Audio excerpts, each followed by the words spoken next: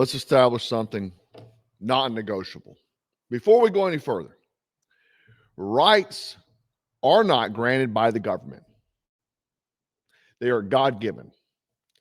The Constitution does not give you rights. It recognizes limits of government power. And that distinction is everything. The moment your rights require permission, political alignment, emotional approval, or narrative compliance, they are no longer rights. They're privileges. And guess what? Privileges can be revoked. That is the foundation people are stepping over right now. This weekend has been so crazy to me. I get why I've kind of, seem different than the group, right? It's because I'm conservative. I don't bend because of a man or a three-letter agency. Hell, I didn't know when we ever just blindly supported three-letter agencies. I never knew that. Ask Randy Weaver. But it's been telling. It's been telling, and what we're seeing is way darker than what's at the surface right now. Believe me, this is a boiling point. Okay. But let's talk about historical foundation first and why it even matters. The founding fathers weren't naive. They didn't assume government would always be benevolent. They actually assumed the opposite. That's why power was fragmented, authority was constrained, and armed citizens were expected, not feared. The Second Amendment was never about hunting. It was about deterrence against state overreach. Not rebellion, technically, although we could argue, but resistance to normalization of force. Okay. The constitutional reality check. This is the test I want us to run honestly. Does constitutional rights disappear when the situation becomes uncomfortable? Because if the answer is yes, then the Constitution is a fair weather document. Carrying a firearm is not a crime. Recording law enforcement is not a crime. Questioning authority is not a crime. You don't lose constitutional protection because the state feels stressed. You just don't. We've heard the talk. We've heard Crash Patel. Firearm loaded with multiple magazines to any sort of protest that you want. It's that simple. You don't have that right to break. You don't have that right. You don't have that right, he says. Every society that slides into authoritarianism follows the same arc. Authority claims necessity. Public accepts temporary exceptions. Look at 2020. Y'all lived through it. Y'all lived through it. Man, you weren't saying comply with the hokey pokey, were you? Or were you? Complicit to the government, whatever they say. No, Cash Patel just said you shouldn't take a firearm to shouldn't be armed at a protest. Rights become conditional, and they did in 2020. They did. You didn't have the right to your body. You couldn't see Grandpappy dying in the hospital because, 6 feet. People forget. Enforcement escalates. We saw a guy in 2020. He was on the beach by himself. He got arrested. Nobody there. 0 people. We saw a mom get arrested at a football game for not wearing a mask, although it was outside. Resistance is redefined as extremism. Same thing happened. They called us all extremists. Now you hear the other side call another one extremist. Shouldn't have firearm at a protest. It's in theory. It's pattern recognition. I lived through it. You lived through it. Let's talk about Bundy Ranch, man. They memory hold this one. 2014. A lot of you folks may not even know about Bundy Ranch. Armed citizens, long guns, federal agents, land dispute. Extreme tension. Things that got bad out there at Bunny Ranch. And yet,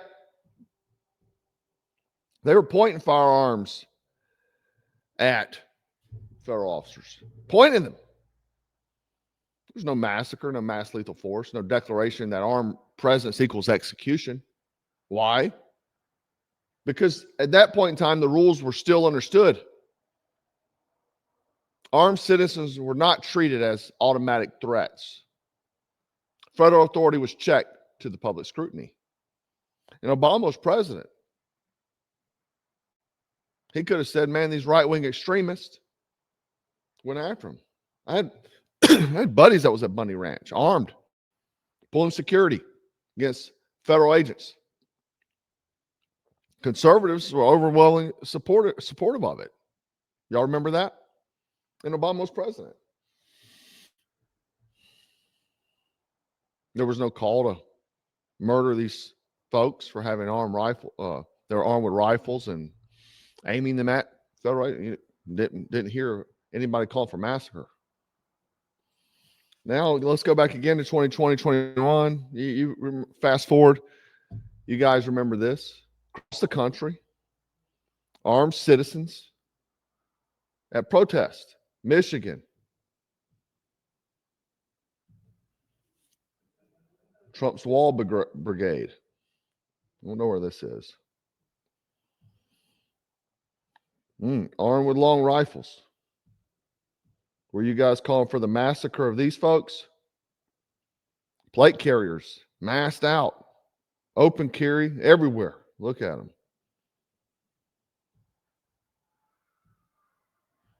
I don't remember the patriots calling for the massacre of these people because they showed up armed to a protest. This is the litmus test that I talk about all the time. And I'm going to explain why this is important. What didn't happen there? No sweeping lethal crackdowns, no automatic justification for deadly force. The presence of weapons alone did not nullify rights. The fact they were at protests didn't nullify rights. Man, you remember J6? They were getting physical altercations with law enforcement. They were impeding, I guess you could say. That's what the left said. Were you calling for their execution? I remember my first two videos on Rumble, I got deleted because I showed Ashley Babbitt going through the perimeter when she got popped, executed. And I was like, man, totally unjustified she wasn't armed. People were saying it was justified. She went through the barrier. Michael Byrd wasn't charged. So what changed, man? The trap that conservatives are falling into is that, and when you say conservative, it's, there's many factions of this. There's MAGA that is apparently now that you're willing to defend the Epstein list and these sort of things. Conservatives are supposed to be conserving the Constitution, I thought at least. But this is where people are stepping on rakes, man. Some conservatives are now arguing, well, he shouldn't have been there with a firearm. He raised the risk. What did he expect? What did all these patriots expect? Listen, Scott, this is Scott Bessent. Being stirred up by Governor Walz. I was out there 2 weeks ago. Governor Walz declined to provide a security detail for me to go into the Minnesota Capitol with the state police. So he is fomenting chaos because there is substantial waste, fraud, and abuse. My job as Treasury Secretary is to investigate that. And I think that this chaos that's going out there, and again, I am sorry that this gentleman is dead, but he did bring a 9mm semi-automatic weapon with 2 cartridges to what was supposed to be a peaceful protest. I think that there are a lot of paid agitators who are... We'll get to the paid agitators because I do agree, but just stop the poisonous logic. Because the moment that you say your rights only apply if you behave the way the state prefers, you've abandoned conservative principles entirely. You've replaced constitutionalism with compliance logic. The same logic will be used against you on the next presidency. Or hell, maybe this one. You don't know. Karen Levitt is asked about Cash Patel's statements. Check her out. In a Sunday interview, quote, "You cannot bring a firearm loaded with multiple magazines to any sort of protest." Does the president believe the Second Amendment rights remain in effect even when protesting? The president supports the Second Amendment rights of law-abiding American citizens. Absolutely. There has been no greater supporter or defender of the right to bear arms than President Donald J. Trump. Now, I have to stop there. I would argue with that. I would argue two things. He removed bump stocks. And the conservatives said, I didn't care. I don't use no bump stocks. It's not about that. It's about preserving the Second Amendment. Secondly, during his first term, he was sitting with Pam Bondi, where she said that she would like to remove essentially red flag laws, and Trump stayed down. So this at least 10 times on videos before. I don't feel like showing it again. You can go see it for yourself. But he said, we can remove the guns first and ask questions later. That's not 2A talk.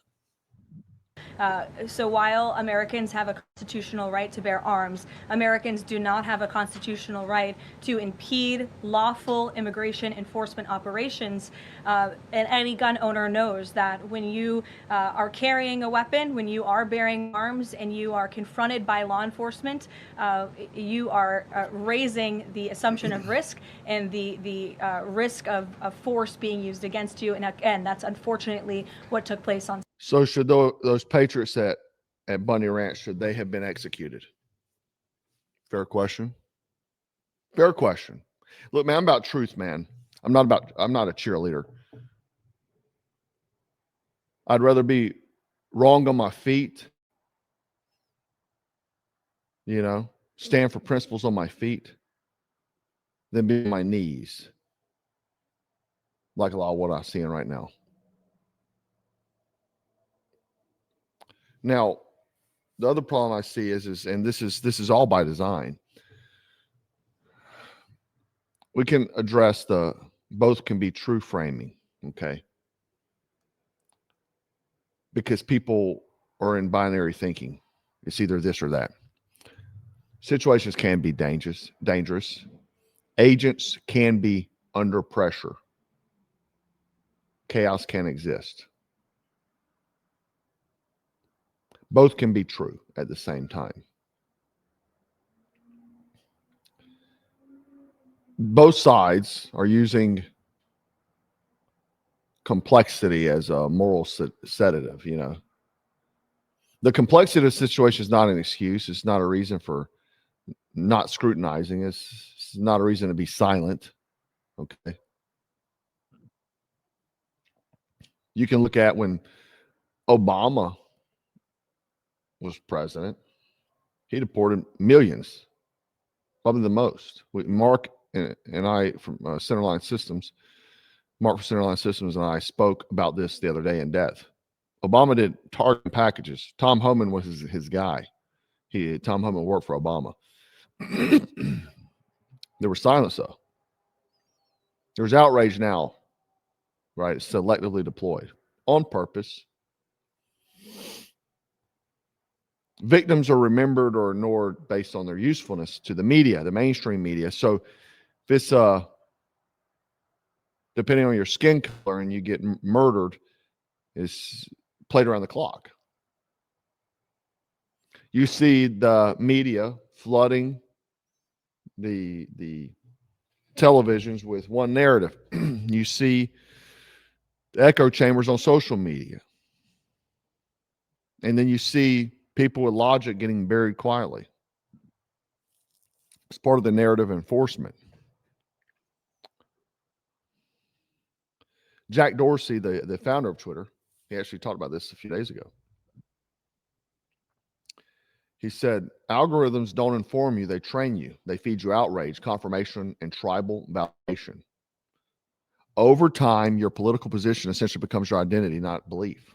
Listen, Sound a little bit crazy, but I think the free speech debate is a complete distraction right now. I think the real debate should be about free will. And we feel it right now because we are being programmed. We're being programmed based on what we say we're interested in. And we are told through these discovery mechanisms what is interesting. And as we engage and interact with this content, the algorithm continues to build more and more of this bias. But the algorithm, even if it's source, is effectively a black box. You cannot predict 100% of the time how it's going to work, what it's going to show you, and it can be moved and changed at any time. And because people become so dependent upon it, it's actually changing and impacting the agency we have, the free agency. So over time, your political position becomes your identity, not a belief anymore. It's exactly what Yuri Besenov warned you about. Okay, I played Yuri Besenov tons of times over the years. Exactly what he's warned people about. Once people are ideologically subverted, no amount of facts will change them. I saw the video of Alex Preddy multiple times. I never saw him brandish a firearm, although I saw administration officials claim he did. I saw people defending it in the comments. People will cheer for their tribe even if it's against reality. Let me just show you from my Instagram, a guy who commented. I showed the video of his firearm getting taken from his back, so he was no longer armed. And the gentleman said this. He said, "So question mark." Someone said, "So if he was disarmed and then shot, I think we will all agree that's bad." The original commenter said, "Was he a communist?" A snowcat said, "One less." That's dangerous. It's dangerous. It's tribal mentality, balkanization. It's exactly where we are. So you will cheer for the execution. One side calls the other communist, the other side calls the other fascist. And now we're getting to a point of civil war. Now, I will say that I don't believe this is organic. I've been saying this for years. You have professional agitators. We know they exist. We know they're getting paid. We know people are getting paid. They have been since 2020. And Minneapolis, for some reason, is a hub there. Maybe it's because they have infrastructure. I'm not sure. But there's something there. Pallets of bricks shows up. Molotov cocktail shows up during 2020. We have pre-made signs, shirts being made right off the printing press, and so on. This thing takes money, logistics, and infrastructure. We also have what came out as encrypted coordination using signal chats. Groups that even have left-wing politicians involved in these groups, helping coordinate agitation. We also have real-time escalation.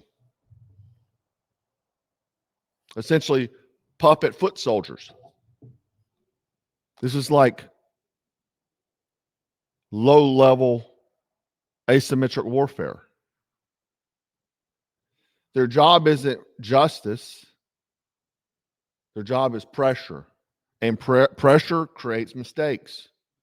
Mistakes justify force. Force radicalizes both sides. And that's exactly how unrest is manufactured. Let's talk about something I always like to go back in time. You ever heard about the Stanford prison experiment? They actually made a movie about this. It wasn't about evil people. It was about normal people placed into authority roles. That's all it was. Something simple. They took college kids, paid them. They gave one group, they said, you to this side, you to this side. They gave this side uniforms like guards, prison guards. The other, your prisoners. They gave perceived moral justification, pressure, and a lack of accountability. They had no overseers. They let the guards just do their own thing. Well, they escalate. Not because they were monsters, but authority over time with agitation, because then the prisoners are not compliant to the prison guards because they're both college students at the end of the day. And their authority, they start abusing the prisoners, their fellow college students. And the system rewarded the escalation. It got very nasty, dark. Sexual abuse even happened. Male on male. All men in the group. That's why even the best authority, it can become dangerous, even though the intentions start good. Because you have defiance from the prisoners, okay? We also have, right now, federal versus local fracture lines forming. I saw a video. I would show these videos, and I used to, but I got hit every video. But there was an ICE guy bleeding. I mean, I don't know what happened to him, but he's trying to defend the hotel they're in. There's agitators there busting windows and everything else. I mean, that's not peaceful protesting at all. You don't have to like ICE, but you're out there breaking, destroying property. The police, the local police, were just standing by. He was calling for help. He was calling for help from the local police. They just stood there. So you have federal agencies, local agencies, conflicting authority, political pressure from above. Today it was announced that Trump is sending Tom Homan, I guess, to oversee things. Kristi Noem is not going to like that. Makes it seem like she can't do her job. So I already have some inside administration turmoil. So you have that turmoil. You have the internal conflict inside the state itself with federal and local law enforcement. And that's a warning sign historically. Marjorie Taylor Greene stated, you're all being incited into a civil war today. You may not like her. I like her. She wanted to release the Epstein list.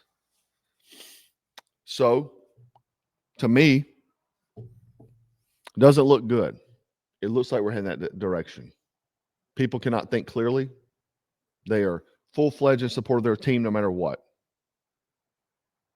They can't even see, as Yuri Besavov told us, the facts and make clear judgment. I've seen it on both sides. I've seen people cheering for the death of Alex Preddy. I saw people so confused about my statement last night. I said about Charlie Kirk, people cheering for Charlie Kirk's death and people cheering for Alex Preddy's death. And they were like, they're not the same. I didn't say they were the same. I said that the opposing team were cheering for death. We know very little about Alex Preddy. Know very little. Don't know what his beliefs are. No idea that he was a nurse at the VA hospital. I don't really know anything. I don't know if he knew the two women. Don't know anything. Everything's unclear. Some people are saying, oh, well, maybe he had another weapon. That's why they fired. Trust me, bro. They dropped that he had that pistol within 5 minutes of the shooting video being dropped. If he had another weapon, you'd hear about it by now so they could clear the slate. Just stop making excuses. Deal with the evidence as what it is. Quit trying to make biases for your team. I hear people saying, there is no agitators, paid agitators. It's been proven, bro. There's whole NGOs, millions of dollars funneling these places. We saw in 2020, I showed videos in, go back and watch my videos from 2020 if you're unclear about the way I think. I saw people handing out cash and bricks.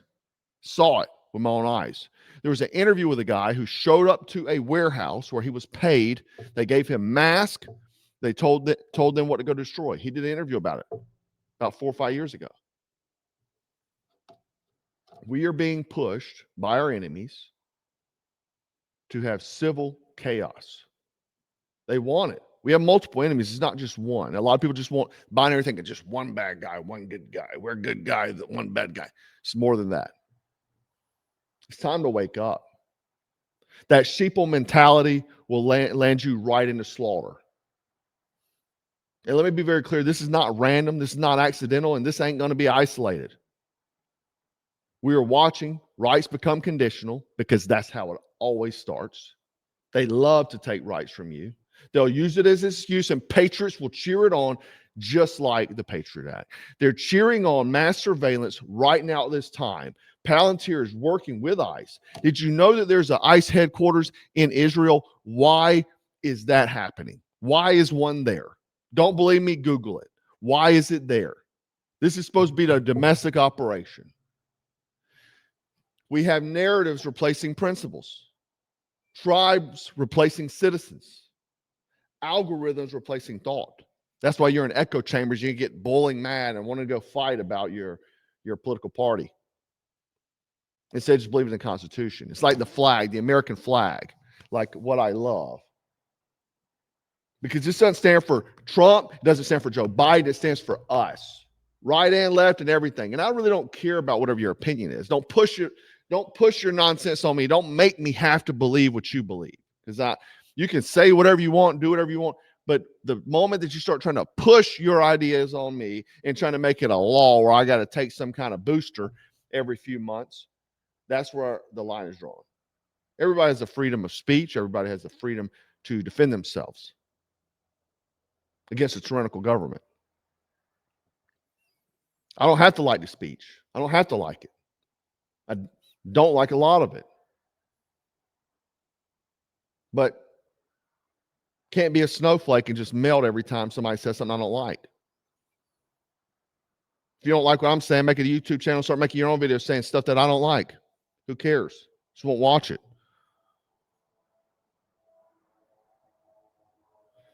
And escalation will replace restraint, just like it did at the Stanford study, the prison study. That's how civil conflict is manufactured, guys, not started. And if you can only see one side, your politics are the problem. Because once rights become conditional based on your political beliefs, they're already gone. I can't believe we fell into the same trap the left was doing in 2020. They were doing the same exact thing and we were complaining about it, but now the right's doing the same thing. It's unbelievable. That's why it's a broken system. Guys, if you're not on my email list, make sure you get on my email list. Link is below in the description. I'm going to do a required reading list, guys. The books you need to know. It's crazy, man. So I was thinking the other day, there was this teacher I had in 4th grade, and she made me, made the class Fahrenheit 451, Animal Farm, 1984. It's crazy. Like, I didn't know what I was reading then, but she was trying to drop that freaking red pill early, right? Atlas Shrugged. Get on there so I can give you the reading list. Because a lot of people falling into the trap. It's kind of like when, Black Scout Survival is a company. I started as a tactical survival gear company. That's what it is. It's not a YouTube channel. It just so happened I stumbled and fell into this. But the thing is that, we make apparel to merch. Merch, they call it merch. You're shilling merch. No, I'm shilling mindset is what I'm doing. If you align, I try to make gear that you can depend on because you got to stay frosty, straight, and dangerous. You never know what's coming your way. But, we make all this, like this is the tactical team hoodie. We make, cool designs and so on. I got pretty freaking cool one coming in a few weeks. But usually what I do is you probably see because I'll wear things or use things for a while before I sell. I have to make sure it's good for you. You'll notice I'll have a knife that we're selling. I'll have it for like 8 months before I drop the thing. I got to make sure it's good for you. So one thing we do is that we, like I said, we make all kinds of t-shirts or standard t-shirt, but there's this one group of t-shirt I call the mindset tee. In the mindset tee, you'll notice the distinction between them and my regular t-shirts is always put the graphic on the left chest. Okay. This is the one I wore yesterday and I released it today. I was not planning on for another few months, but I went ahead and released it today because the mindset, refusing the chains, that rattlesnake was used by our forefathers because that rattle warned. Don't play around with my rights.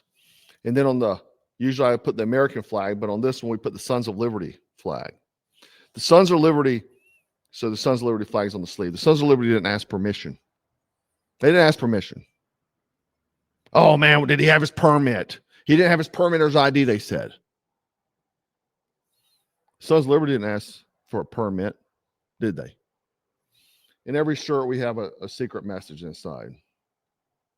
You'll have to buy it to see it. Everyone has a different one. That's why I released it. Wearing those mindset tees so you can be aware or show the world what you believe, and a reminder that you look at every day to stay in that mindset. Because the algorithms mess with me sometimes too. I realize that. The hell they did for years. You probably watch my content. But at some point in time, you got to look at the litmus test. If it bothers me, is there a reason why they're trying to make it bother me? They're trying to manipulate me. They're trying to confuse me. You have to ask these questions. Guys, we're going to stay frosty. Stay strapped. Always stay dangerous. Black Scout out. 2, 3. 4, 2.